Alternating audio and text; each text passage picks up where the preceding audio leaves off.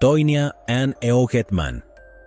Temprano en una mañana de julio de 2007, diputados de la oficina del sheriff del condado de Hillsborough llegaron a una escena sangrienta en el parque de casas móviles Nature's Trail en Tonotosasa, Florida. Jonathan Burns, que vivía en el parque y era copropietario, había llamado al 911 para informar que había sido apuñalado durante un altercado con un inquilino. Los agentes encontraron el cuerpo de Tonya Ann Eogetman, de 41 años, en el suelo, fuera de una casa rodante alquilada. Tenía una gran laceración en el cuello y la habían apuñalado 4 veces en el pecho. Los agentes encontraron a Tonya cerca de su casa rodante tirada en el suelo sobre su espalda. A unos 29 pies de su cuerpo, los investigadores encontraron sangre sospechosa cerca de un cubo de basura y sangre en el suelo, que conducía a la casa de los Burns. Los investigadores encontraron un cuchillo ensangrentado dentro. Las pruebas forenses mostraron que la sangre en el suelo y el cuchillo coincidían con el perfil de ADN de Burns. Una autopsia concluyó que Tonya perdió la vida por heridas de arma blanca en el pecho que penetraron su corazón y pulmones. Burns, que tenía 43 años en ese momento, tenía 2 heridas en el abdomen, dijo a los investigadores que Tonya lo había apuñalado. Fue llevado al Hospital General de Tampa para recibir una cirugía por 2 heridas en la mitad del abdomen. Los detectives también dijeron que ambos brazos parecían tener rasguños con pequeñas laceraciones en los dedos. Cuando los detectives se enteraron de que Tonya usaba un andador y una silla de ruedas, tenía dificultades para moverse y era inestable en sus pies, comenzaron a dudar de que Burns haya actuado en defensa propia. El caso fue presentado a la oficina del fiscal del estado, el cual concluyó que no había pruebas suficientes para refutar la versión de Burns de los hechos. Luego, en 2021, la unidad de casos sin resolver de la oficina del sheriff del condado de Hillsborough comenzó a revisar el caso. El 14 de enero de 2022, un detective regresó a la casa de Jonathan Burns en el parque y lo interrogó sobre los eventos relacionados con el apuñalamiento de Tonya. Burns le dijo a los detectives que había estado bebiendo mucho esa noche y Tonya comenzó a gritarle mientras caminaba hacia la lavandería para cerrarla. Dijo que se acercó a su casa móvil y Tonya luego lo golpeó en el estómago. Burns dijo que más tarde se dio cuenta de que estaba sangrando. Dijo que Tonya no estaba armada con ningún tipo de arma y nunca tomó su cuchillo, pero cree que ella lo apuñaló. Más de una semana después de esa entrevista, una testigo contactó a la oficina del sheriff diciendo que tenía información sobre un caso sin resolver de 2007. Durante un cuestionario con un detective, la testigo dijo que Burns se había acercado a ella en el parque de casas móviles después de haber hablado con el detective el 14 de enero, y le dijo que sabía que había hecho algo malo y que quería afrontarlo. La testigo dijo que Burns le mencionó que sabía que Tonya estaba discapacitada en ese momento. La testigo también dijo que Burns le dio una carta firmada que contenía un relato de lo que sucedió, la cual entregó al detective el 25 de enero de 2022. 2 días después, la testigo se puso en contacto con el detective de nuevo. Esta vez, la testigo dijo que Burns se había acercado a ella y le dijo que escribió la carta como si estuviera actuando en defensa propia, pues pensó que tendría menos tiempo. El testigo dijo que Burns le dijo que Tonya había recibido lo que se merecía y que no se sentía mal por ello. Al día siguiente, el 28 de enero, el testigo dio al detective una segunda declaración, escrita y firmada por Burns, que contradecía la primera declaración. La testigo y su hijo se enfrentaron a Burns, diciéndole que había contradicciones entre las cartas y lo que le decía verbalmente. Burns luego escribió una tercera declaración que entregó a la testigo y ella se la dio al detective. En la tercera declaración, Burns afirmó que se había apuñalado en el estómago después del incidente porque eso sería útil para la defensa propia. También afirmó que vio a Tonya mientras caminaba hacia el cuarto de lavado, por lo que regresó a casa a buscar su cuchillo antes de ir a hablar con ella. Burns dijo que una discusión los llevó a pelear por el cuchillo, y cuando Tonya trató de ir a casa la apuñaló varias veces y le cortó la garganta. Burns terminó la carta admitiendo que no le gustaba Tonya y que sí tenía intención de hacerle daño esa noche. Esta fue una tragedia terrible de la cual soy responsable. En la declaración también dijo, me gustaría poder cambiarlo. Los detalles en la tercera declaración son consistentes con las pruebas recogidas en la escena del crimen, y los investigadores encontraron una huella dactilar latente en una de las declaraciones de Burns. Esto llevó a que Jonathan Burns, de 58 años, fuera arrestado por agentes en su casa en el parque que todavía posee. El 2 de febrero de 2022, un juez de Tampa fijó su fianza en $50,000 y actualmente está a la espera de juicio. A.G. Sober Adler y Jennifer Landry. El 9 de septiembre de 1987, el cuerpo de una mujer fue encontrado en un estacionamiento en el condado de Fairfax, Virginia. Su vehículo fue descubierto más tarde cerca por los detectives. Fue abandonado a lo largo de la carretera de peaje de Dulles. Esto llevó a los investigadores a creer que su vida fue tomada tras enfrentarse a problemas con el automóvil o al alejarse del vehículo. Fue identificada como A.G. Sober Adler, de 37 años de edad. Desafortunadamente, no hay mucha información sobre su vida. Una autopsia concluyó que A.G. sufrió una fractura de cráneo y hemorragia cerebral. Los detectives describieron el crimen como brutal y desalmado. A pesar de que los investigadores dieron sus mejores esfuerzos, no pudieron identificar a la persona responsable y el caso se quedó sin resolver. En 2010 y 2017, un hombre llamado Charles Hellam escribió a los detectives del condado de Prince George diciendo que tenía conocimiento de ciertos casos sin resolver. El primero que mencionó fue el caso de Jennifer Landry. La vida de Landry fue tomada en 2002 en el condado de Prince George en Maryland.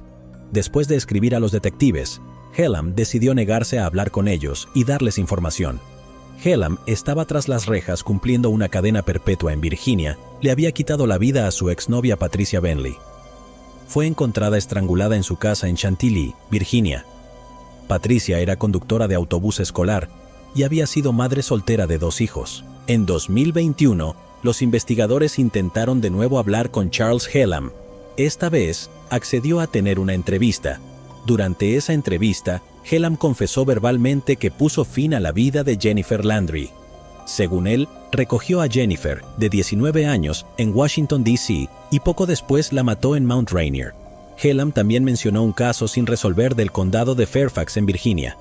Dijo que dejó el cuerpo de una mujer en un estacionamiento de un Days Inn en Herndon, Virginia. Los investigadores se dieron cuenta de que se refería a A.G. Sober Adler.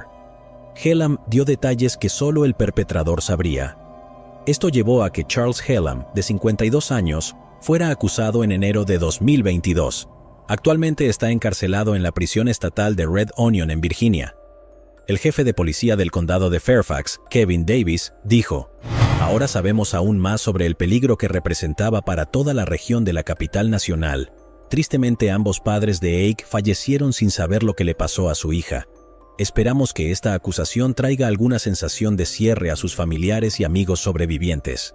Davis también dijo que los investigadores están tratando de determinar si Hellam estuvo involucrado en otros casos sin resolver. Malik Aziz, jefe de la policía del condado de Prince George, dijo: "Los detectives no se rindieron. Todos queremos que nuestra comunidad sepa que no importa cuánto tiempo pase, seguimos comprometidos a encontrar respuestas para las familias de las víctimas de crimen. Merecen saber lo que les pasó a sus seres queridos". Las autoridades acreditaron el trabajo incansable de detectives y fiscales a lo largo de los años, por encontrar respuestas a los casos sin resolver y continuar persiguiendo a la justicia, a pesar de la actual sentencia de cadena perpetua de Hellam por quitarle la vida a Patricia Bentley. ¡Baby Teresa! El 29 de abril de 2009, el cuerpo de un bebé fue encontrado dentro de una bolsa de basura en el lado de una carretera cerca de la ciudad de Teresa, Wisconsin. Los oficiales fueron capaces de reunir evidencia genética del recién nacido, así como de la bolsa y sus otros contenidos. Se determinó que parte del ADN descubierto pertenecía a una pariente femenina cercana que los investigadores asumieron que era la madre del niño. La bebé era blanca y femenina. Un médico forense del condado realizó una autopsia al cuerpo 2 días más tarde y determinó que la bebé falleció antes o durante el nacimiento. En ese momento, los investigadores trabajaron en la identificación de cualquier persona relacionada con la bebé, la cual fue llamada Bebé Teresa, en la comunidad más cercana a donde fue encontrada. Después de que las autoridades no pudieron encontrar a nadie relacionado con la bebé Teresa, fue puesta a descansar el 11 de mayo de 2009. Aunque ningún familiar estuvo presente en su entierro, miembros de la comunidad se presentaron en el cementerio Lowell, en el condado de Southwest Dodge, para presentar sus condolencias.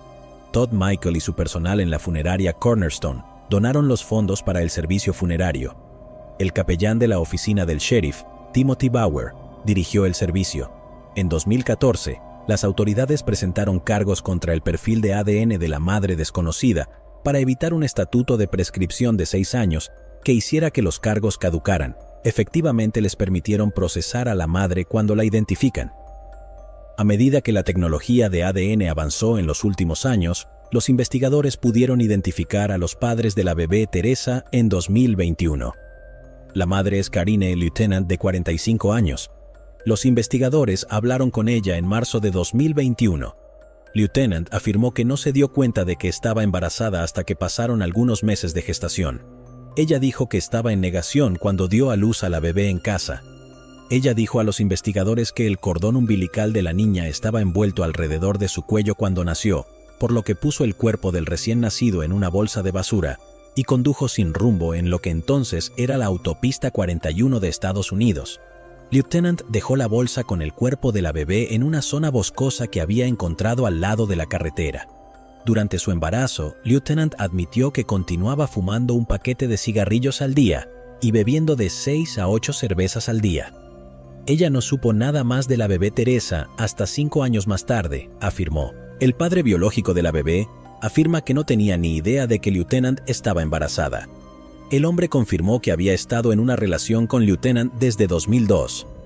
Karen Lieutenant fue arrestada en marzo de 2021. Después de la detención, su abogado Anik Ahmad dijo: como explicó el fiscal de distrito, este caso involucra a una niña nacida muerta, lo que siempre es una tragedia para los padres involucrados. Otros hechos sobre el caso saldrán a la luz a lo largo del proceso legal.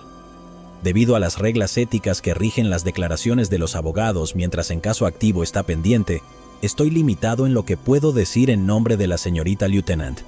Como toda persona se presume inocente bajo la ley, pediría que la comunidad respete la privacidad de la señorita Lieutenant mientras tanto. En abril de 2022, Lieutenant se declaró culpable de un cargo por ocultar la muerte de su hija. Durante el juicio, se confirmó que Lieutenant nunca pidió ayuda médica antes o después del parto y no había registros médicos de Lieutenant embarazada. Le dijo a los investigadores que se desmayó durante unos 15 minutos después del nacimiento y nunca escuchó a la bebé llorar y nunca la vio moverse. Se estableció una audiencia de sentencia para el 5 de agosto de 2022. Se enfrentó a 3 años y medio de prisión y una multa de $10,000. Luego, en septiembre de 2022, Lieutenant fue sentenciado a 6 meses de cárcel y 3 años de libertad condicional. El tribunal declaró una sentencia de 1 año y medio de prisión y 2 años de libertad condicional, que solo se cumplirá si Lieutenant no completa con éxito la libertad condicional. Como parte de su libertad condicional, a Lieutenant también se le ordenó pagar una multa de $5,000, completar 60 horas de servicio comunitario y someterse a tratamiento de salud mental. Archie Rutherford. Archie Rutherford vivió en Spokane, Washington, en 1982 con su esposa Eleanor. El 25 de mayo de 1982, Eleanor regresó de un viaje de fin de semana que realizó a la zona de Seattle. Esperaba que su marido la recogiera del aeropuerto, pero nunca apareció. Un amigo la trajo a casa y ahí fue cuando se dio cuenta de que su Honda verde del año 1979 había desaparecido. Cuando entró, encontró botellas de whisky en la habitación de enfrente y cuchillos ensangrentados en el comedor. Luego, descubrió el cuerpo inerte de Archie en el dormitorio. En una autopsia, se determinó que había sufrido múltiples heridas, incluidas varias puñaladas en el cuello. Había sangre cubriendo su cabeza y su cuello. También se encontró sangre en la ropa de cama y las paredes. Un detective notó algunos cortes en la parte posterior de los dedos izquierdos y en el antebrazo de Archie que podrían haber sido heridas defensivas. Un televisor portátil estaba situado contra su cara y tenía una cuerda alrededor de su cuello. Incluso se hallaron pedazos de una jarra de vidrio que la policía cree que la habían roto aventándola sobre Rutherford, los cuales eran visibles cerca de su cabeza y espalda. La policía encontró un pedazo de una sartén de hierro fundido debajo de su cuerpo y otra pieza en el suelo de la habitación. Eleanor Rutherford también notó sangre y cabello en la sartén que un detective recogió como evidencia. Lois Shanks, forense del condado de Spokane, declaró que Archie probablemente quedó inconsciente por un golpe en la cabeza antes de ser apuñalado repetidamente en el lado izquierdo de la cabeza y el cuello. Ella dijo que probablemente estaba dormida cuando comenzó el ataque. En un recorrido por la casa con la policía, Eleanor Rutherford notó artículos robados, incluyendo el Honda, las llaves de la casa y el automóvil, además de la billetera de su esposo, que incluía tarjetas de crédito y un televisor a color de 19 pulgadas. Le dijo a la policía que otros artículos estaban fuera de lugar en la casa. También comentó que encontraron cuchillos de carne en la mesa del comedor en vez de en el cajón de la cocina. En la escena, se encontraba una botella de licor de vidrio esparcida en pedazos alrededor del cuerpo de su marido, que estaba típicamente en el pasillo. Algunas colillas de cigarrillos y cenizas fueron arrojadas al inodoro y sus cajas donde guardaban joyas habían sido registradas en su dormitorio. La policía escribió en documentos que los objetos extraviados demuestran que un robo haya sido un motivo potencial del crimen. Dijeron que la cantidad de violencia excesiva utilizada indicaba un nivel de rabia más común en situaciones de violencia doméstica. El Honda de Eleanor fue encontrado por un oficial unas 8 horas después de que ella llamara a la policía para informar que había hallado el cuerpo de Archie. Los investigadores tomaron huellas dactilares que pertenecían a un hombre desconocido del coche, pero no pudieron identificar a nadie en ese momento. Un residente y gerente de los apartamentos Myrtle que colindan con en el lugar donde se encontró el Honda, dijo a la policía que se dio cuenta de que el coche estaba ahí entre las 6 y las 7 de la mañana del 25 de mayo. La policía determinó que Archie llevó el Honda para que fuese reparado el 24 de mayo a Pontiac City, el actual hogar de Findlay Lexus de Spokane en la Tercera Avenida Oeste. De hecho, el coche fue recuperado antes del mediodía del mismo día. Un amigo de Archie dijo a la policía que desayunó con él en el restaurante Shack a unas 3 cuadras al oeste de Pontiac City, mientras el Honda estaba siendo reparado. El amigo volvió a ver a Archie alrededor de las 9:05 de la noche en su trabajo en el motel Trade Winds. El último avistamiento pudo haber sido por un oficial de policía de Spokane, que creía haberlo visto conduciendo el coche alrededor de las 11:30 de la noche del 24 de mayo por los apartamentos Myrtle. Asimismo, se recogió ADN de la escena del crimen que pertenecía al culpable. Además, se encontró sangre en la cocina de Rutherford. Los detectives de Spokane revisaron las pruebas en 2022. El laboratorio de la Patrulla Estatal de Washington analizó el ADN de la escena del crimen en febrero y obtuvo resultados en junio. Un informe confirmó que la sangre encontrada en la cocina pertenecía a Tracy Pruitt. Un juego de huellas encontradas en el Honda robado de Eleanor también coincidía con el de Pruitt. Su nombre apareció en esta investigación incluso antes de la coincidencia de ADN de este año.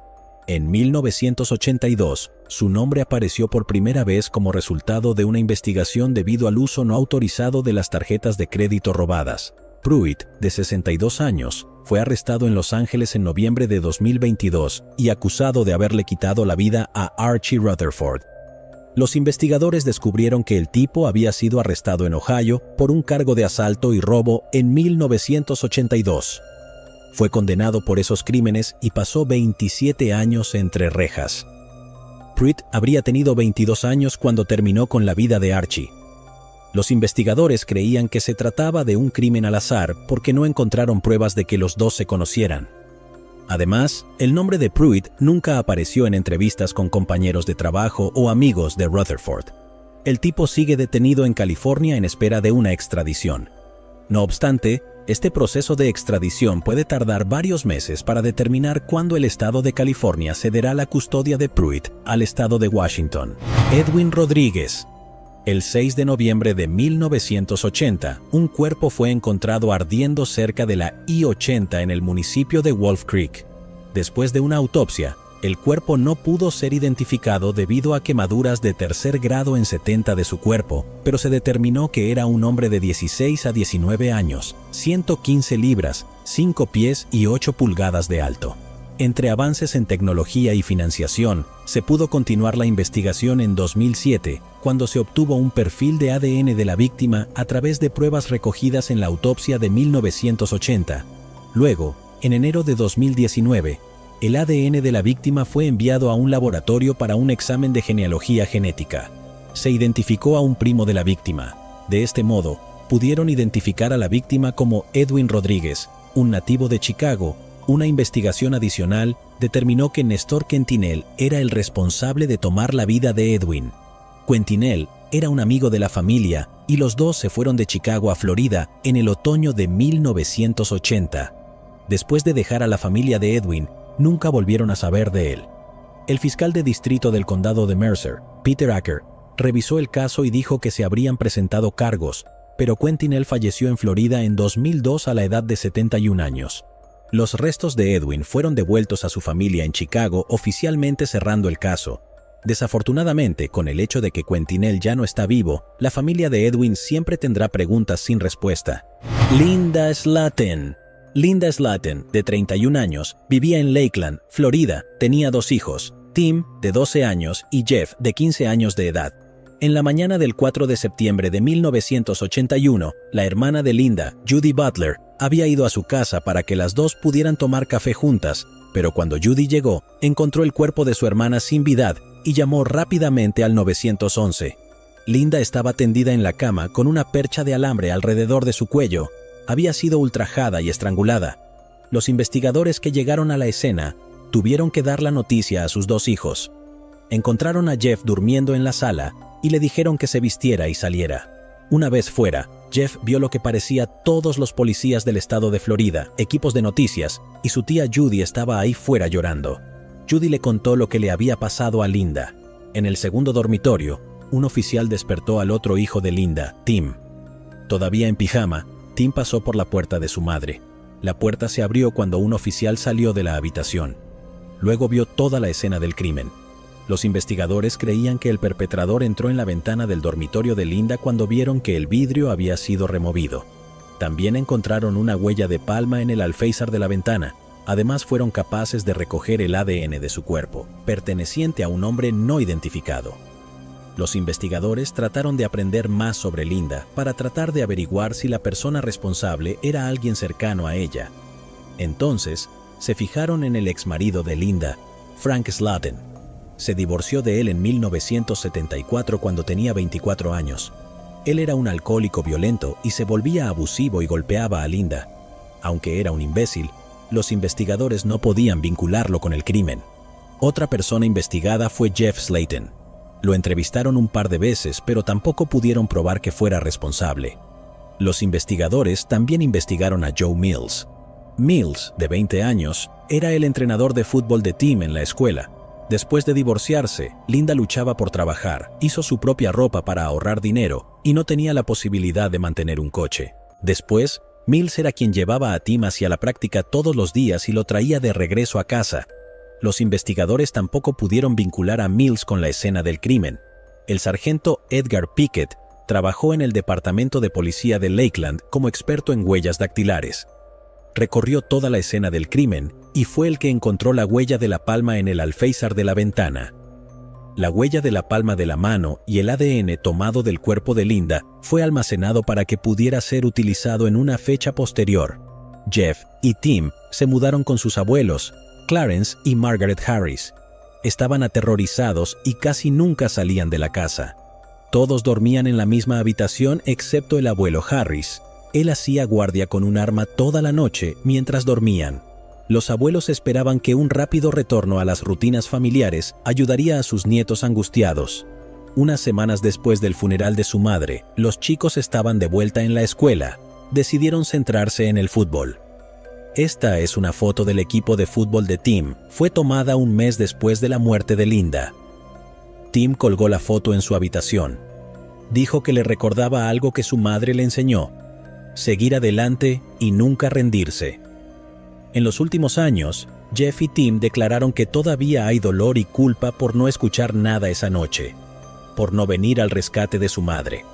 En marzo de 1999, los investigadores habían desarrollado un perfil de ADN completo de la persona que le quitó la vida a Linda. Todo lo que necesitaban era una coincidencia. El detective Brad Grice se hizo cargo del caso en 2001. Tomó docenas de muestras de ADN de personas de interés anteriores que las presentaron al Departamento de Policía de Florida para su comparación. El detective Grice luego se reunió con Jeff y Tim.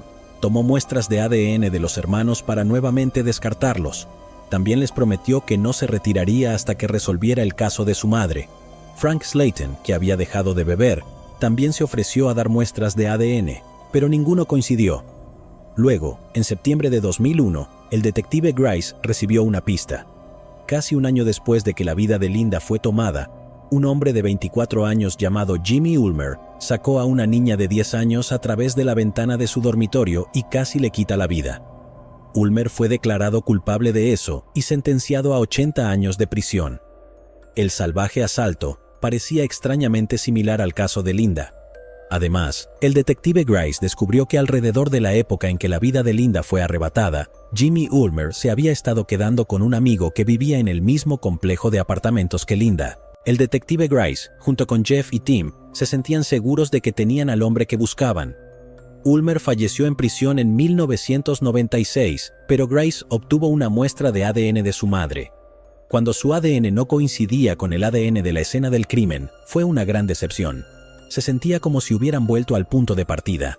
En 2005, el detective Grice se dirigía a una nueva unidad de casos sin resolver y consiguió que el FBI ejecutara el perfil de ADN constantemente a través de todos los bancos de datos federales, pero los engranajes continuaron sin coincidencia. En 2015, el detective Grice tuvo problemas médicos que lo obligaron a retirarse, lo que significó que desafortunadamente no pudo cumplir su promesa. Sin embargo, no se perdió toda esperanza, ya que en 2018, la innovadora tecnología de ADN comenzó a darle energía a la comunidad policial. La genealogista genética C.C. Moore decidió ocuparse del caso de Linda. Es una reconocida experta en el campo de la genealogía genética investigativa. C.C. ha sido responsable de resolver tantos casos sin resolver, muchos de los cuales han sido cubiertos en este canal. Moore subió el perfil de ADN a un sitio web público de genealogía llamado GEDmatch. Luego construyó meticulosamente, rama por rama, el árbol genealógico de los culpables. Hizo estas conexiones vertiendo sobre los certificados de nacimiento, obituarios de licencia de matrimonio y redes sociales para llenar el árbol genealógico con nombres. Moore explicó que descubrió 3 ramas del árbol genealógico de los perpetradores que se redujeron a la persona más probable responsable. Dijo que las 3 redes genéticas convergían en un árbol genealógico que apuntaba a una familia inmediata.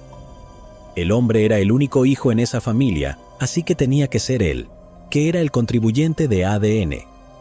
Después de cientos de pistas y callejones sin salida, después de docenas de sospechosos fueron investigados y despejados, C.C. Moore identificó al hombre en un fin de semana. El hombre es Joseph Clinton Mills, el entrenador Joe que llevaba a Tim a la práctica de fútbol. Las autoridades querían estar seguras antes de notificar a los hermanos. El informe final de 2019 de C.C. Moore confirmó que Joseph Mills, para entonces de 58 años, vivía en Catlin, Florida, a media hora de la escena del crimen. Los detectives Tammy Hathcock y Russell Hurley fueron la siguiente generación de investigadores de Lakeland que trabajaron en el caso de Linda.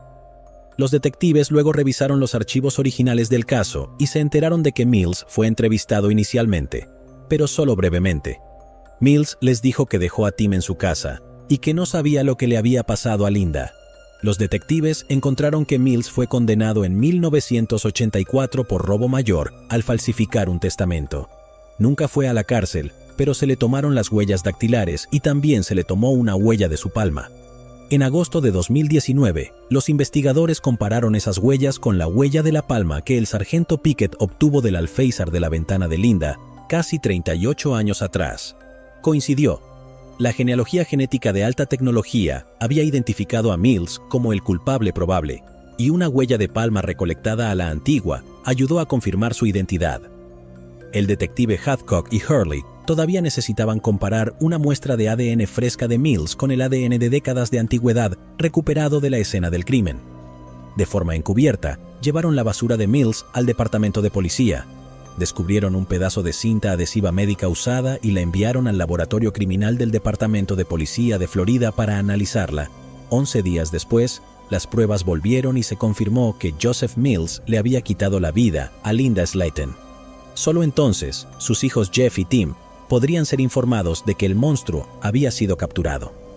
Tim dijo que había admirado al entrenador Joe y ahora estaba asqueado porque tuvo esa foto de él todos estos años. Aún más repugnante fue que Mills continuó conduciendo a Tim hacia y desde la práctica después de que tomó la vida de Linda. El 12 de diciembre de 2019, los detectives arrestaron a Joseph Mills. Aquí hay una foto de la detective Tammy Hathcock leyéndole sus derechos. No mostró ninguna emoción y no preguntó por qué estaba siendo arrestado, casi como si ya lo supiera. Después del arresto, Tim y Jeff fueron a reunirse con el sargento Edgar Pickett, ahora de 94 años de edad, para agradecerle personalmente por preservar la huella de la palma de la mano en todos esos años. En 2022, Mills se declaró culpable de todos los cargos. En su sentencia, la familia de Linda quería saber por qué Jeff le gritó en la corte. ¿Por qué? Solo quiero saber por qué, Joe. ¿Por qué me quitaste a mi mamá? Amaba a mi mamá. Éramos felices. La respuesta de Mills enfureció a todos. Soy una buena persona. No soy esa persona que me quieren hacer parecer. En febrero de 2022, Mills fue condenado a cadena perpetua sin posibilidad de libertad condicional.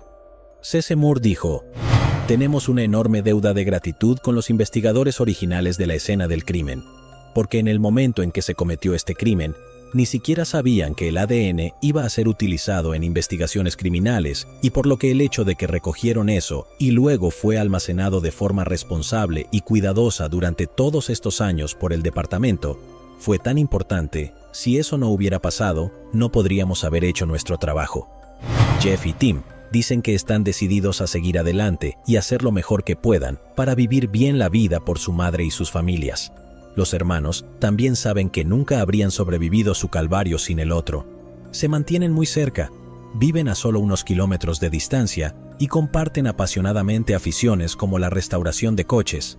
Jeff y Tim visitan la tumba de su madre juntos a menudo y queman una vela al lado de un retrato de ella cada aniversario. Baby June. El 1 de junio de 2018, un bombero fuera de servicio vio el cuerpo de un bebé flotando a 100 pies de la ensenada de Boynton Beach, en Florida. El bombero inicialmente confundió al bebé femenino con una muñeca. Los investigadores revisaron los registros de cada niño nacido en los condados de Palm Beach y Broward, pero no pudieron encontrar ninguna información para ayudar al caso. Los investigadores publicaron una imagen representada por artistas de cómo el bebé podría haber lucido al nacer, con la esperanza de que alguien pueda presentar una pista. Se ofreció una recompensa de $10,000 por cualquier información que condujera a un arresto en el caso, pero ninguna de las pistas que la policía recibió fue útil. Habiendo sido encontrado ese mes, el bebé fue nombrado Bebé June por los investigadores. Con las dificultades para identificarla, el caso fue entregado a la Brigada de Casos sin resolver. Recientemente, en 2022, el laboratorio criminalístico y el equipo de casos sin resolver fueron capaces de identificar al padre de la niña a través de una coincidencia de ADN. Julie Sikorsky, supervisora de la unidad de biología forense de la oficina, dijo que la oficina del sheriff subió el ADN del recién nacido a una base de datos pública. ADN del árbol genealógico. Pudieron encontrar un pariente cercano. Reconstruimos el árbol genealógico, identificamos a familiares cercanos y luego establecemos el vínculo con nuestro sospechoso, dijo Sikorsky. Después de identificar al padre, los investigadores lo rastrearon y lo entrevistaron. Dijo que tenía una novia en el momento en que la bebé fue hallada. Ella le había dicho que estaba embarazada, pero que se había encargado de ello. Afirmó que no sabía nada sobre el bebé y creía que ella había abortado. Los detectives pudieron conseguir una muestra encubierta de ADN de la exnovia del padre, un pedazo de basura que había desechado. Luego pudieron usar esto para confirmar que era la madre del bebé recién nacido. Es Arya Singh, de 29 años. La policía se enteró de que Singh había estado en la ensenada el 30 de mayo de 2018, 48 horas antes de que el bebé fuera encontrado en el agua cercana. También encontraron que había buscado y leído artículos de noticias sobre el descubrimiento del bebé. Cuando fue interrogada, Singh dijo a los investigadores que no sabía que estaba embarazada hasta que dio a luz el 30 de mayo de 2018 y que no estaba segura de si el bebé estaba vivo o no en ese momento. Después de entrevistar a Singh, además de hacerlo con varios de sus amigos y familiares, determinaron que ella era la única responsable de que el bebé terminara en la ensenada de Boynton Beach el 15 de diciembre de 2022 y que no estaba segura de si el bebé estaba vivo o no en ese momento. Después de entrevistar a Singh, así como a varios de sus amigos y familiares, determinaron que ella era la única responsable de que el bebé terminara en la ensenada de Boynton Beach. El 15 de diciembre de 2022, Bradshaw elogió a sus oficiales diciendo que Aunque ellos son duros, este caso en particular les había afectado emocionalmente a todos. Los hombres y mujeres de la policía siempre piensan que son duros y que lo han visto todo. Pero les garantizo que cuando vean a un recién nacido flotando en el océano como si alguien lo hubiera desechado como un pedazo de basura, les romperá el corazón. Betty Rolfe. Betty Rolfe, de 60 años, vivió en Appleton, Wisconsin, en 1988. Fue descrita como una madre y abuela amorosa que siempre se preocupó por la gente. Ella era una panadera ávida y sus panecillos caseros, pasteles y fideos eran la envidia del barrio. A eso de las 6 de la mañana, el 6 de noviembre de 1988, en medio de una furiosa ventisca, Betty hizo el viaje a su trabajo en el Banquet Hall. Ella nunca llegó allí. El cuerpo sin vida de Betty fue encontrado a la mañana siguiente, cerca de un paso subterráneo del ferrocarril, a las afueras de los límites de la ciudad de Appleton. Había sido agredida, golpeada y estrangulada. Los investigadores pudieron recoger ADN de su cuerpo. En 2001, el ADN fue utilizado para descartar a cualquiera de sus familiares como sospechosos. Desafortunadamente, la tecnología no era lo suficientemente avanzada para identificar a la persona responsable y el caso se enfrió. En 2019, los investigadores utilizaron las pruebas de ADN recogidas en 1988 para buscar posibles familiares del sospechoso. Más recientemente, los investigadores pudieron reducir su búsqueda a 2 hermanos. Un hermano cooperó con las autoridades y les dio su muestra de ADN. Después de algunas pruebas, fue descartado. El otro hermano es Gene Meyer. Los investigadores obtuvieron una muestra de ADN del mango del camión de Meyer, que coincidía con la evidencia de ADN de 1988. El 7 de diciembre de 2022, Gene Meyer, de 66 años, de Eatonville, Washington, fue arrestado y acusado de quitarle la vida a Betty Rolfe. Meyer fue un antiguo residente de Balders, Wisconsin. Se mudó a Washington después del asesinato. Meyer fue detenido en el condado de Pierce, en Washington, y está detenido en la cárcel del condado de Pierce, en Tacoma. Está esperando la extradición a Wisconsin. La nieta de Betty, Sue Strinka, dijo que ella y su familia están en estado de shock tras el arresto de Meyer. No sabíamos si esta persona había fallecido o si había cometido otros delitos. Simplemente no lo sabíamos. Edward Goldsmith. Alrededor de las 10 de la noche del 19 de enero de 2013, alguien llamó al 911 para reportar disparos en el complejo de apartamentos Crescent Landing en el condado de Greenville, Carolina del Sur. Los agentes encontraron el cuerpo de Edward Goldsmith, de 47 años, en el estacionamiento del complejo de apartamentos en Whitehorse Road. Desafortunadamente para los investigadores, los testigos no fueron de ayuda y no había mucho para continuar, por lo que el caso se enfrió. Luego, en marzo de 2022, 2 hermanos fueron arrestados y acusados de haberle quitado la vida a Edward. Sus nombres eran Blesius McKinney y Deontay McKinney. El sheriff del condado de Greenville, Hobart Lewis, dijo: "Los hermanos atrajeron a Edward al complejo de apartamentos porque sentían que fueron estafados durante un negocio de drogas". Hobart Lewis dijo: "El avance en la tecnología ayudó a resolver este caso frío. Utilizando los diversos avances tecnológicos, nuestra unidad de casos sin resolver fue capaz de reunir pruebas críticas que, junto con las nuevas declaraciones de los testigos, les permitió identificar a los hermanos McKinney como los responsables. Los hermanos están actualmente en el centro de detención del condado de Greenville, en la prisión de Kershaw, respectivamente. La oficina del sheriff del condado de Greenville tiene actualmente 92 casos sin resolver. Lewis dijo que la unidad de casos sin resolver ha resuelto 6 desde su inicio en agosto de 2020. Mary Robin Walter. Mary Robin Walter, de 23 años, vivió en Great Bend, Kansas, en 1980. Es una esposa, madre y estudiante de enfermería.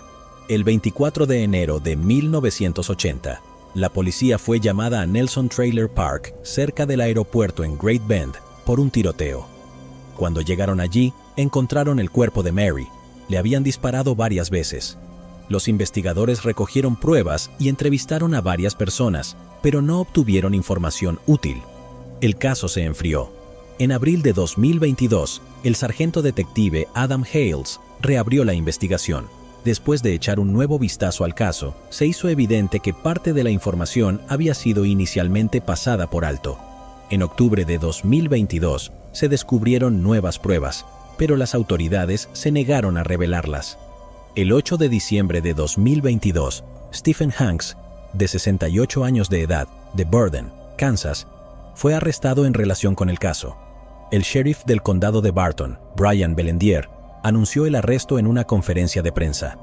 Con 42 años y 10 meses, creemos que este es el arresto por homicidio más antiguo en el estado de Kansas, dijo Belendier. Belendier dijo que Stephen Hanks fue investigado como sospechoso inmediatamente después del tiroteo, pero el caso se enfrió. No reveló un posible motivo.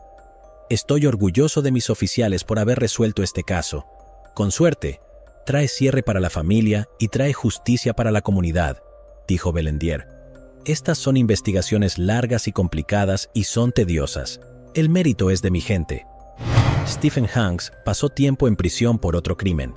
Fue arrestado en 1981 y acusado de asalto, agresión, robo y asalto. Fue condenado en 1983 y liberado en 1993.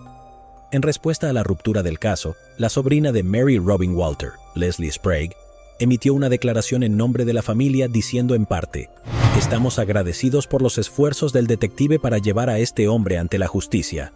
Robin era verdaderamente hermosa por dentro y por fuera», dijo Sprague.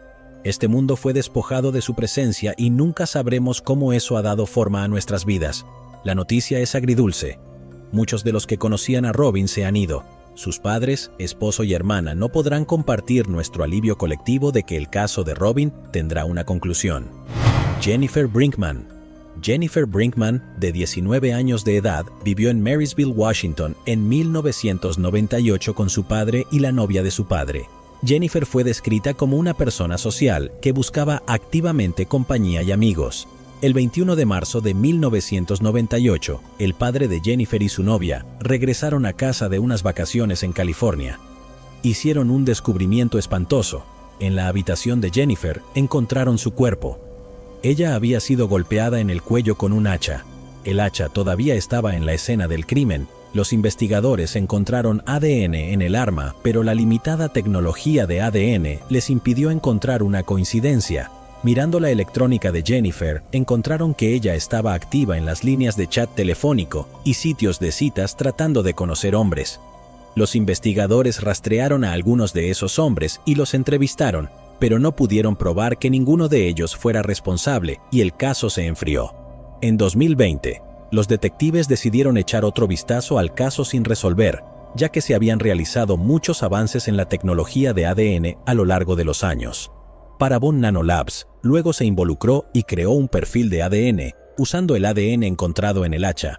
Usando genealogía genética fueron capaces de construir un árbol genealógico del sospechoso e identificarlo. El 28 de noviembre de 2022, Jeffrey Paul Primo, de 52 años, fue arrestado y acusado de quitarle la vida a Jennifer Brinkman por el Departamento de Policía de Marysville.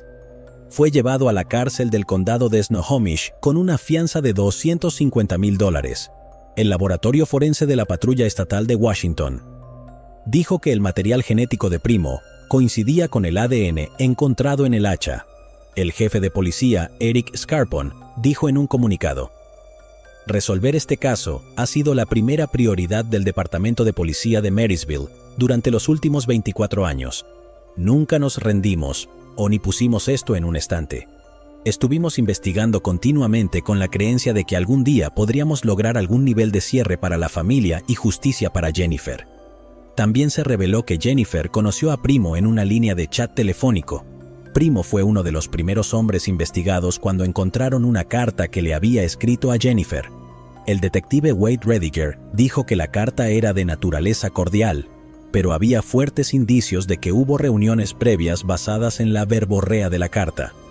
Hablaron de algunos asuntos personales tanto por parte de Jennifer como por parte del sospechoso. A pesar de que la carta que indicaba que la pareja se había reunido, Primo negó haberla conocido en su interrogatorio con la policía. Después de ser arrestado, Primo invocó sus derechos constitucionales y se negó a hablar. Esto nos deja sin un motivo conocido para el crimen. El comandante Rob Lamoureux fue el primer detective en la escena del crimen en 1998 y todavía dirige las investigaciones con el Departamento de Policía de Marysville hasta el día de hoy. Esto es lo que dijo sobre el caso. Es una de esas cosas en las que nunca abandonas tu proceso de pensamiento porque sigue sin resolverse. No fue hasta ayer, cuando hicimos el arresto y yo estaba sentado en casa pensando en que realmente golpeó, que tenemos una conclusión a esto y somos capaces de ponerlo en un estante y tener algún cierre, no solo para nosotros como investigadores que han estado involucrados, sino también la familia y la comunidad. Mientras que el padre de Jennifer falleció en 2013, la policía fue capaz de decirle a su madre sobre el avance en el caso. Ella estaba extremadamente emocionada, dijo Lamoureux. Creo que fue una emoción abrumadora para ella tener una respuesta. Betty Lou Zukowski. Betty Lou Zukowski, de 10 años de edad, vivió en el condado de Hampton, en Massachusetts, en 1966, con sus padres Stanley y Mildred Zukowski. Aproximadamente, el 26 de mayo de 1966, a las 6 de la tarde, Betty Lou dejó su hogar en Front Street en Chicopee, justo después de recibir una llamada telefónica de alguien que, según notificó a su madre, era una de sus amigas. Esa sería la última vez que la familia de Betty Lou la vio con vida. Cuando no pudo regresar a casa, sus padres llamaron al Departamento de Policía de Chicopee y denunciaron la desaparición de su hija. El departamento puso alarmas en todo el estado en un esfuerzo por encontrar a la joven. Trágicamente, 4 días después, el 30 de mayo de 1966, el cuerpo de Betty Lou, de 1,80 m y 75 libras, fue encontrado golpeado, cubierto de barro y en alta mar por jóvenes que pescaban en el río Westfield en West Springfield. Tras el descubrimiento del cadáver, el Departamento de Policía de West Springfield y el Departamento de Policía de Chicopee abrieron una investigación unida entre ambas agencias, asignando detectives de sus oficinas al caso. Durante una autopsia, la oficina del médico forense determinó que Betty Lou tenía múltiples heridas en la cabeza generadas por un objeto contundente y una fractura de cráneo, además de haber sido brutalmente ahogada. Los detectives entrevistaron a familiares, amigos y compañeros de clase para saber con quién pudo haberse encontrado Betty Lou en el momento de su desaparición. Los investigadores creían que la joven conocía a la persona que le quitó la vida. De lo contrario, no habría salido de su casa después de recibir la llamada telefónica. Teorizaron que se encontró con esta persona y terminó en West Springfield, después de haber subido a un vehículo operado por alguien que ella conocía. Aproximadamente una semana después de que se recuperara el cuerpo de Betty Lou, los investigadores pudieron desarrollar un boceto compuesto por 2 testigos. Uno de los investigadores creía que era la última persona que la había visto viva a medianoche, la noche en que desapareció. El boceto resultó ser una pista relevante para la investigación, pero las autoridades no pudieron identificar al agresor antes de que el caso se enfriara. Tiempo después, la unidad de casos no resueltos del fiscal de distrito recogió el caso y se enteró de que la información que fue proporcionada de múltiples fuentes al Departamento de Policía de West Springfield en 1977 vinculaba a Donald Mars con el crimen. Se realizaron entrevistas adicionales, las cuales culminaron con la presentación del caso ante un gran jurado. La oficina del fiscal no reveló qué información vinculaba a Mars con el caso, o si alguna nueva evidencia física salió a la luz antes del caso presentado al gran jurado. Mars, quien tenía 17 años cuando la vida de Betty fue tomada, compareció ante un juez en la Corte Superior del Condado de Hampton el 3 de noviembre de 2022 para su lectura de cargos. Actualmente, está detenido sin fianza y se espera que vuelva a comparecer pronto en la corte. El fiscal de distrito de Hampton, Anthony Guluni, dijo en un comunicado: "Tristemente, los padres de Betty Lou han fallecido y no verán a Donald Mars responder por lo que alegamos que le hizo a su hija. Mi oficina ha estado en contacto con miembros de la familia de Betty Lou, uno de los cuales fue portador del féretro en su funeral en 1966. Si bien sabemos que esta investigación no traerá a Betty Lou de vuelta a su familia ni le otorgará la oportunidad de convertirse en un adulto saludable, cosa que ella y cada niño se merecen, nos embarcamos en este viaje de búsqueda de justicia por ellos y por Betty Lou. Mars tiene un largo historial criminal de hacer cosas horribles a los niños. Está catalogado como un delincuente de nivel 3, lo que significa que se considera que tiene el mayor riesgo de reincidencia, y representa un alto grado de peligro para el público. Rhonda Richardson. El 22 de mayo de 2019, diputados de la oficina del sheriff del condado de San Jacinto, en Texas, fueron enviados a un área profundamente arbolada del Bosque Nacional Sam Houston. Todo ello, después de recibir una llamada al 911 con respecto a una mujer adulta fallecida descubierta allí. La mujer fue identificada como Rhonda Richardson, de 59 años de edad.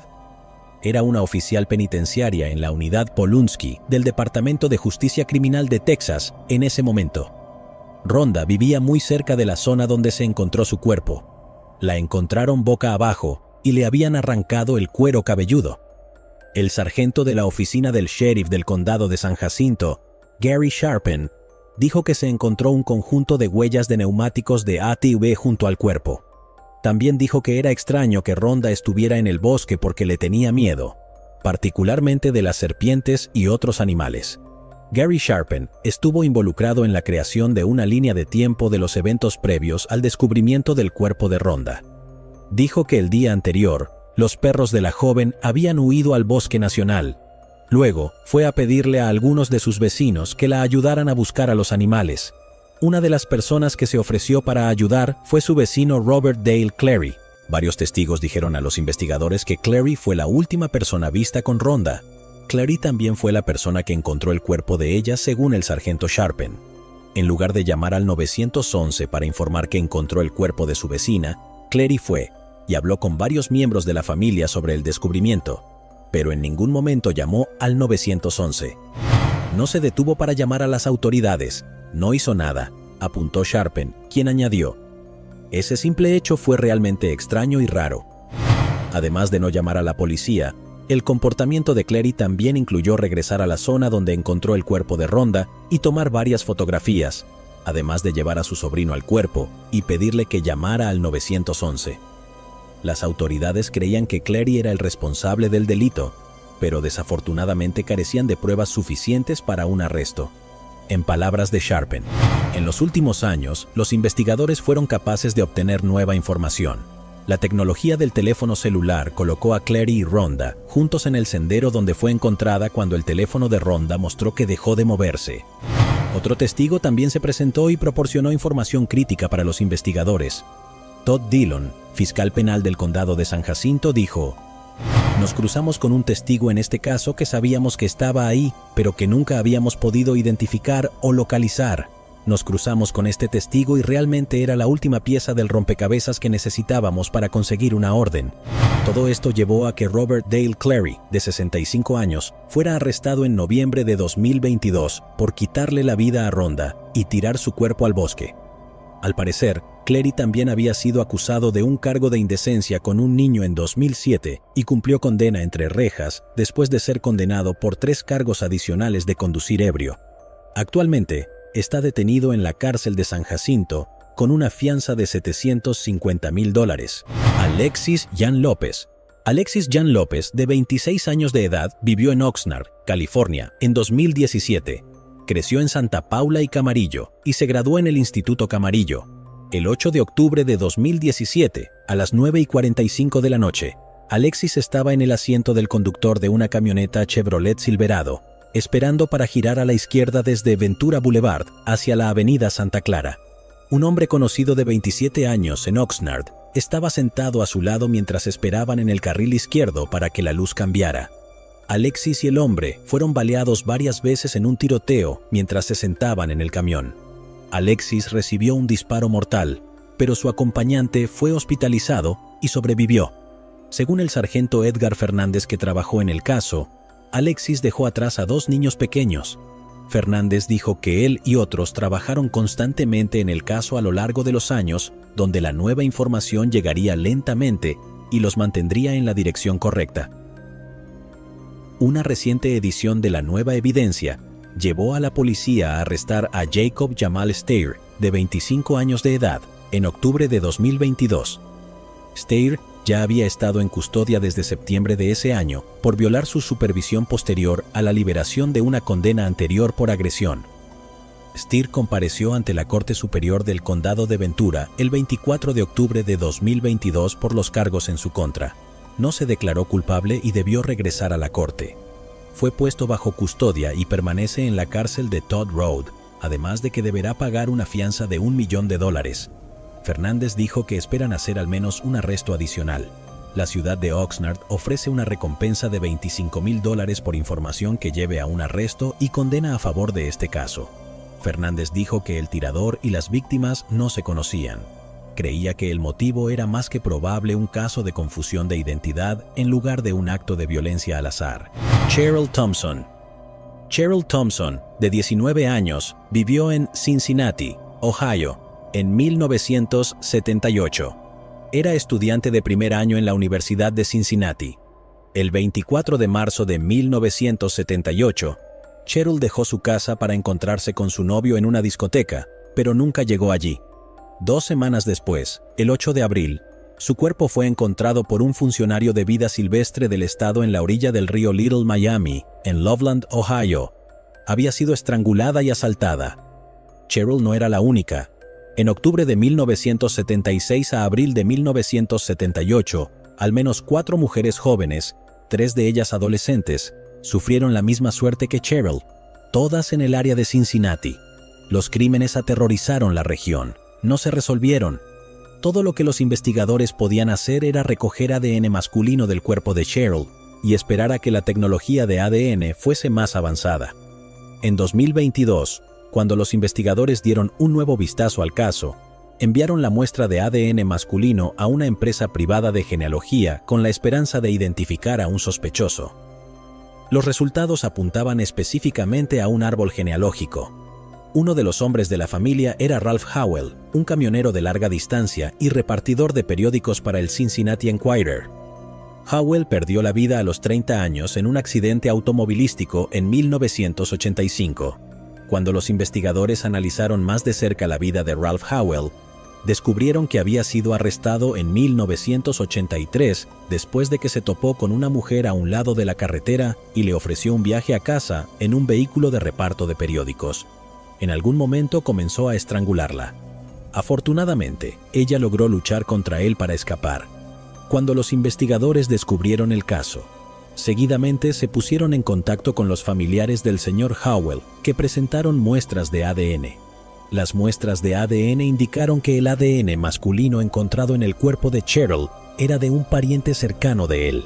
Los investigadores exhumaron el cuerpo de Howell y extrajeron una muestra de ADN del hueso de la mandíbula que coincidía con el ADN encontrado en 1978. Joseph T. Deters, que era el fiscal del condado de Hamilton, dijo que los investigadores se reunieron con la familia de Cheryl y les dijo que el hombre que le quitó la vida ya no estaba vivo, pero que si la familia quería un cierre adicional, presentarían las pruebas ante un gran jurado. La familia aceptó la oferta, y un gran jurado del condado de Hamilton acusó a Ralph Howell. Joshua Dressler, profesor emérito de Derecho en la Facultad de Derecho Michael E. Moritz de la Universidad Estatal de Ohio, dijo que la acusación de una persona que se sabe ya no está viva es excepcionalmente rara en los Estados Unidos. Hay varias razones por las que esto podría hacerse, dijo en un correo electrónico. Primero, demuestra a la familia de las víctimas que el fiscal trató el asunto con seriedad. Es como mínimo un sentido de justicia para la familia. Joseph Deters dijo que los investigadores creían que el señor Howell podría haber matado al menos a otras 3 mujeres. Charmaine Stoya, de 17 años, que fue encontrada en el condado de Hamilton el 12 de marzo de 1978. Nancy Ann Theobald, que fue encontrada en el vecino condado de Butler el 26 de diciembre de 1977. Y Victoria Hincher, de 24 años de edad, que fue encontrada el 31 de octubre de 1976, también en el condado de Butler. Las 3 mujeres habían sido asaltadas y estranguladas. Si alguno de esos casos se resuelve, haré otro video con más detalles. El hermano mayor de Cheryl, Bill Thompson, un oficial de policía retirado, dijo que pensaba que el caso nunca iba a ser resuelto. Todo fue una sorpresa. Todo el mundo va por el camino de hacer sus propias teorías con respecto a lo que pasó y fue una completa sorpresa para mí que se tratara de una persona completamente desconocida y aparentemente sin relación previa con Cheryl. Para mí, ayudó a finalizarlo sabiendo que una persona había sido acusada de si estaba vivo o no realmente no me importaba. James Johansen. En junio de 2007, se hizo una llamada al Departamento de Policía de Lewisburg para reportar el desaparecimiento de James Johansen, de 53 años, en el condado de Greenbrier, Virginia Occidental. Sus amigos, familiares y vecinos se preocuparon cuando nadie lo había visto ni oído de él durante un periodo de tiempo. Después de una extensa investigación realizada por numerosos policías estatales de Virginia Occidental durante los siguientes 14 años, se produjo un receso en el caso. La oficina del sheriff del condado de Greenbrier recibió una llamada en septiembre de 2021 de restos óseos ubicados cerca de la montaña Muddy Creek. El equipo de la oficina del sheriff del condado de Greenbrier, junto con miembros del destacamento de Lewisburg, recogieron los restos y otras pruebas en la escena del crimen. La oficina del sheriff del condado de Greenbrier completó un informe de la escena y descubrió que los restos pertenecían a James Johansen. Continuaron la investigación teniendo como soporte el descubrimiento de su cuerpo y el informe de investigación anterior. Después de investigar nuevas y viejas pistas, la tropa presentó al fiscal del condado, Pat Villa, un informe de investigación. Basado en el informe, Pat decidió presentar la investigación al gran jurado del condado de Greenbrier en octubre de 2022, resultando en una acusación contra Charles Michael Cason Kessinger. Policías estatales de West Virginia viajaron a San Antonio en octubre de 2022, donde Kessinger fue arrestado en su casa por los Rangers de Texas y el Departamento de Seguridad Pública.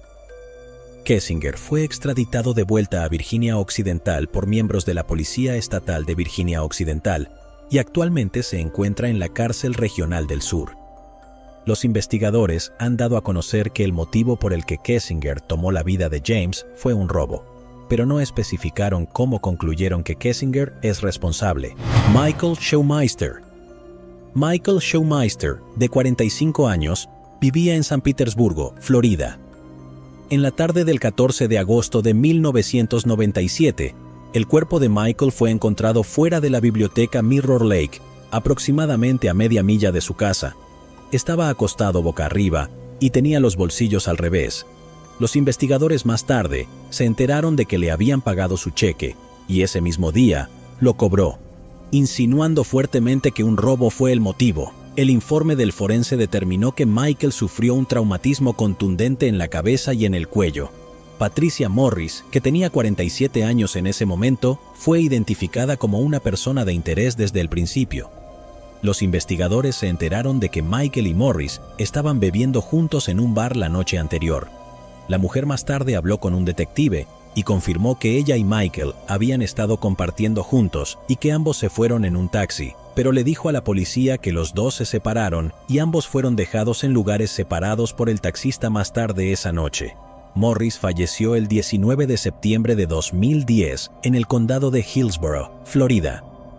Luego, en 2016, los investigadores dieron otro vistazo al caso, encontrando que Morris tenía un extenso historial criminal, incluyendo agresión a agentes de la ley y varios cargos por drogas. A finales de marzo de 2022, la Unidad de Casos sin Resolver del Departamento de Policía de San Petersburgo sacó los pantalones de Michael Schumeister de la propiedad y el almacenamiento de evidencia, y analizó los bolsillos invertidos en el laboratorio forense del condado de Pinellas para la reevaluación de ADN. El 2 de noviembre de 2022, los detectives recibieron una respuesta del Sistema de Índice de ADN Combinado, CODIS, donde se determinó que el ADN encontrado en el interior de los bolsillos delanteros y traseros del pantalón pertenecía a Patricia Morris. El Departamento de Policía de San Petersburgo dijo en un comunicado de prensa del 18 de noviembre de 2022 que el caso se considera cerrado, debido a que la delincuente ya no está viva. Nuestros detectives de casos sin resolver dedican su tiempo y experiencia a reevaluar constantemente los casos sin resolver, inició el Departamento de Policía de San Petersburgo. Los avances en tecnología y la nueva información pueden llevar justicia para las víctimas y cierre a sus familias. Basados en las pruebas de ADN recientes y las investigaciones anteriores, este caso se considera cerrado y la delincuente no está viva. Los familiares de Michael Schumeister han sido informados de que el caso ha sido cerrado. Simon Clark. El 28 de noviembre de 2001, oficiales del Departamento de Policía de Newport Richey en Florida respondieron a una llamada al 911. Esta provenía de una casa ubicada en el bloque 4700 de Sanctuary Drive. Al llegar a la escena, los investigadores descubrieron el cuerpo sin vida de un hombre adulto dentro de la habitación de un apartamento que estaba en construcción. El hombre fue identificado como Simon Clark. Una autopsia realizada por la oficina del médico forense determinó que Simon sufrió múltiples lesiones de traumatismo por un objeto contundente en la cara y en el pecho, y que alguien le había quitado la vida. Los detectives en ese momento llevaron a cabo varias entrevistas con posibles testigos e identificaron a una persona de interés, pero no dijeron al público quién era esa persona. El arma fue localizada. Sin embargo, el análisis del objeto no reveló ninguna pista. No se realizaron arrestos y el caso se enfrió hasta 2004. En mayo de 2016, el caso de Simon Clark fue reabierto. Los investigadores volvieron a entrevistar a varios testigos que proporcionaron detalles adicionales sobre lo que recordaban de los acontecimientos relacionados con el crimen. Un testigo adicional que estuvo presente durante el delito también fue identificado. El hombre es Jason Acevedo. Acevedo se acercó a los investigadores y dijo que estaba presente cuando un hombre golpeó fatalmente a Simon Clark con un bate. Identificó al hombre como Randy Peter Silge. Acevedo dijo además a los investigadores que participaría en la acusación de Peter Silge, porque había estado viviendo con los recuerdos del incidente desde el acontecimiento. Acevedo afirmó que, al principio, tenía miedo de presentarse porque Peter Silge lo obligó a golpear a Simon Clark con el bate. Otra testigo, Denise Sanders, corroboró la historia de Acevedo. Sanders dijo que ella habló con Peter Silge después del crimen y mencionó que él había confesado. También afirmó que Acevedo no podría testificar contra Randy Peter Silge porque hizo que éste lo golpeara con el bate también. Sanders fue la contratista general empleada para realizar la construcción en la casa del amigo, además de socio de negocios de Simon Clark en 2001 y amiga de Peter Silge. Después de unos meses, un ingeniero informó al amigo de Clark que Sanders le había cobrado más de $300,000 por aproximadamente $120,000 en trabajo. El amigo de Clark estaba en Inglaterra en ese momento y le pidió a Clark que informara a Sanders que no recibiría recursos adicionales. Cuando Sanders informó a Peter Silge que no se pagaría más dinero, supuestamente entró en la residencia con Acevedo llevando un bate de béisbol y golpeó a Simon. Los investigadores dicen que descubrieron que Sanders estaba defraudando al amigo de Clark, usando el dinero para comprar narcóticos, señalando que tanto Peter Silge como Acevedo tenían un historial de defensas relacionadas con las drogas. Los detectives dijeron que la negación del amigo de Clark a pagar dinero adicional fue lo que motivó a Peter Silge a cometer el delito. Armado con el testimonio del nuevo testigo, el caso fue llevado a la Fiscalía del Condado de Pasco. Los fiscales en 2018 presentaron el caso a un gran jurado, que posteriormente devolvió una acusación contra Peter Silge y lo acusó de quitarle la vida a Simon. Por su parte, Peter Silge se declaró inocente. El caso fue a juicio en noviembre de 2022 y el jurado condenó a Randy Peter Silge, condenándolo para su sentencia. Lo creas o no, este no es el primer crimen que Peter Silge cometió. En 2015, fue condenado por el cargo de ser un delincuente en posesión de un arma de fuego y se le ordenó cumplir 42 meses en prisión federal. Akia Eggleston. Akia Eggleston, de 22 años, vivió en Baltimore, Maryland, en 2017. Tenía una hija y estaba embarazada de 8 meses. El padre era Michael Robertson, de 36 años, que también vivía en Baltimore en ese momento. Akia fue reportada desaparecida por miembros de su familia el 7 de mayo de 2017, después de que no se presentó a su propio baby shower. Tras una investigación adicional, se determinó que la última vez que alguien vio a Akia con vida fue en la tarde del 3 de mayo de 2017, 4 días antes de que se denunciara su desaparición. Los investigadores decidieron crear una cronología de los eventos que llevaron a su desaparición y también echaron un vistazo más minucioso al padre de su bebé nonato, Michael Robertson. Akia y Robertson se conocieron por primera vez en la década de los 90, cuando su abuela la cuidaba cuando era niña. Volvieron a relacionarse en 2016 y comenzaron a salir.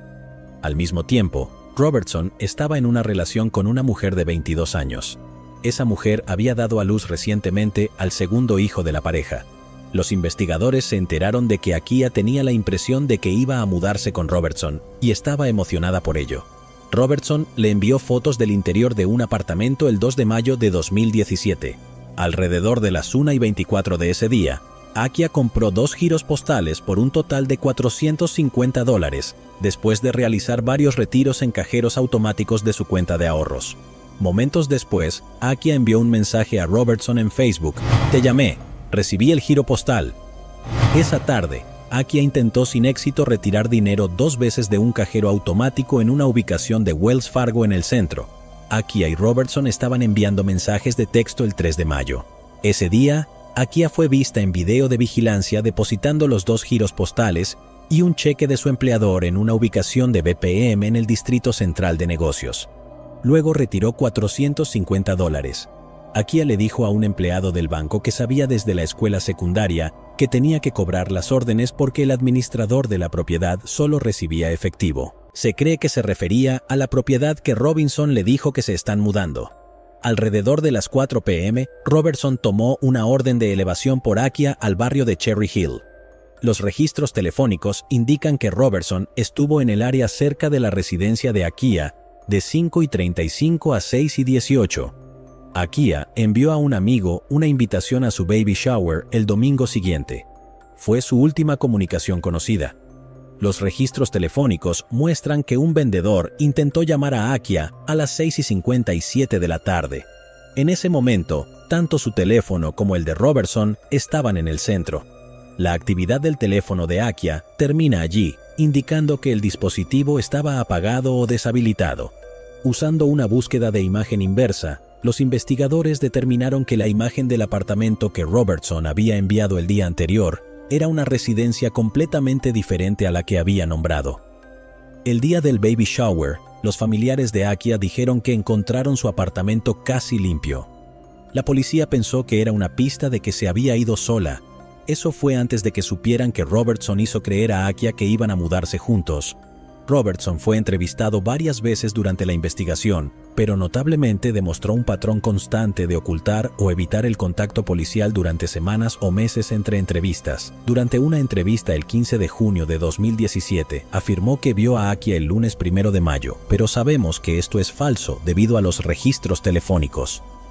En julio de 2017, un portavoz de la policía dijo que los investigadores ya no creían que se había ido por su cuenta y habían llegado a creer que había juego sucio. Después de años de recopilar todos los registros telefónicos, registros financieros, mensajes de redes sociales y realizar múltiples entrevistas, los investigadores tenían suficientes pruebas para arrestar a Michael Robertson en relación con la desaparición de Akia. Las autoridades arrestaron a Robertson y lo acusaron de quitarle la vida a Akia el 1 de febrero de 2022. 2 días después, el 3 de febrero, la fiscal del estado de Baltimore, Marilyn Mosby, celebró una conferencia de prensa para anunciar el arresto de Robertson. Mosby dijo: «Doy un agradecimiento especial a la familia de Akia Eggleston por nunca darse por vencidos en su búsqueda de la justicia para Akia y su hijo por nacer». La oficina del fiscal del estado publicó la declaración completa de causa probable en el caso de Akia. Dice lo siguiente: basado en su patrón de vida, el tiempo pasó extensa publicidad y múltiples búsquedas y recompensas monetarias por información en este caso. El documento declaró el hecho de que Akia no haya regresado con su familia o de que no haya sido localizada electrónicamente o físicamente, indica que está muerta.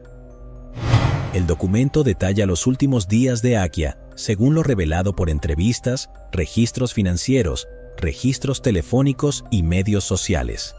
Comunicaciones y medios y la oportunidad de tomar la vida de Akia era el supuesto padre de su hijo por nacer, Michael Robertson.